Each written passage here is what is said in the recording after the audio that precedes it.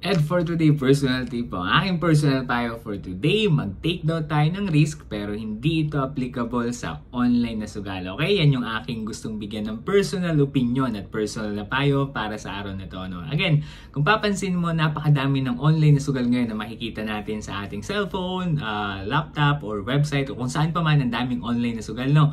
Hindi applicable dito yung pagtitake mo ng risk. No? Ayan yung aking personal opinion. Dahil magkaiba ang pagtitake ng risk sa pagtatayo ng small business mo, dahil dun sa business na yun, may influence ka. May pwede kang gawin talaga para, alam mo yun, maging successful yung business mo. Dito sa online sugal, wala kang pwedeng gawin. I mean, di mo alam kung paano siya nagpa-function back-end, no? Kumbaga, talagang nag-take ka lang talaga ng risk at malaki pa ang chance na matalo ka compare sa manalo ka, no? So, yan yung aking personal opinion. Kaya hanggat maaari, no, huwag kang mag-take na risk sa usaping online na sugal dahil mas malaki ang chance mo na matalo ka compare sa manalo ka in the long run.